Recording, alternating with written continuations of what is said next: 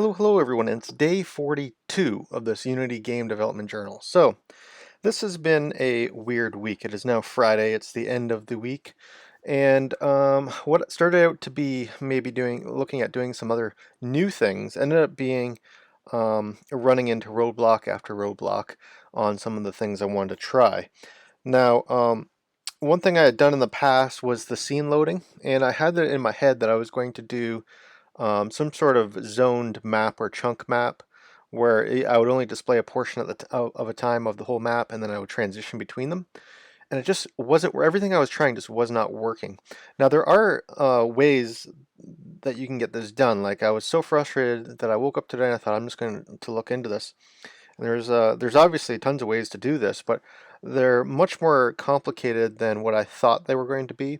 As well, I don't know if I want to spend as much time learning how to do that versus learning how to do other things in the game. So I spent a lot of time today contemplating on how I wanted to move forward with the map. And so what I've sort of decided, I just did a bunch of testing today. So I wanted to test out how big I can make the chunks without slowing things down. So this is sort of the median of all the chunk sizes that I think I tested today. So it loads fairly good, and the FPS is good. It's usually in the 70 range. It's showing right now about 40 because of the recording. So I'll just close that, not really making sense there. But as you can see, I can walk quite far. We'll take a look at the scene view. It's a good sized chunk map. This is about 70 to 80 tiles wide and high. It's square. So this is a fairly good size. So I'm thinking the larger I make this, and then I will transition around. And I think that would be a good experience versus doing a quarter of this and then chunk over. So this is about four of the ones I was working with this week, about four times as big as those ones. So this is a good size map. I could design something to fit in that area, right?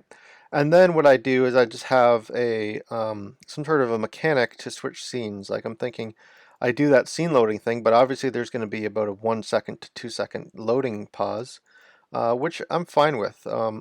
Here it froze because I don't have any other scenes in this, but yeah, so that's sort of how that went. I'm thinking to myself, I'm not going to spend any time learning how to do this open world forever traveling thing because I don't think the game needs to be that big. It just needs to have the proper areas to tell the story. So I've come to the conclusion that I'm going to stop trying to do my original plan and just go to these multi-scened, multi-leveled type game where you have these maps about the size that I showed you, 70 by 70, 80 by 80, something around there, whatever the multiples work out to. And then I'll transition between the different areas uh, using big sections like that instead of the small sections. So I think that's going to actually be a much better way of going about it. One thing I'm going to do though is try and do the smaller zones within this big map, this big zone, for the actual spawning of the game objects, like the different, bad guys and such. So that is something that I'm going to have to figure out, and I'm going to probably do that next week. But I think that's going to be a lot easier than the technique I was using with the asynchronous scene loading, because what I'm going to do is just utilize pooling, which means if I only have like 5 bad guys within a zone, so each zone it controls a certain number of different things.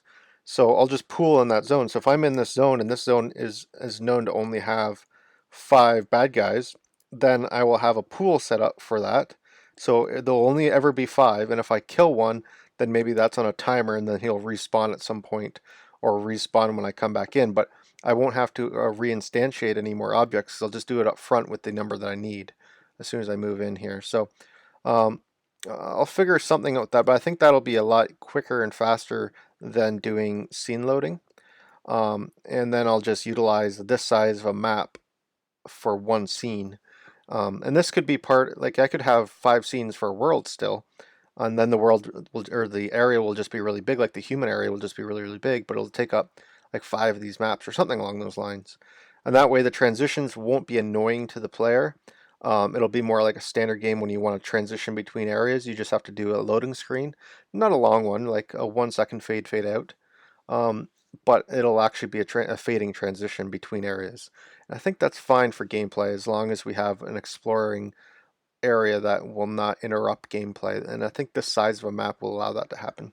So anyways, that's sort of the conclusion I came to this week. More experimenting this week has been a whole bunch of trying things, and nothing really worked the way I expected it to, so it's been a learning experience, as I said, all week. So anyways, next week we'll try something new, maybe get the instantiating objects into this map, into the zones, and see if I can do something interesting there. It's really just an idea at this point. The implementation could be pretty difficult, but we will see. Thanks for tuning in, and we'll talk to you later. Bye-bye.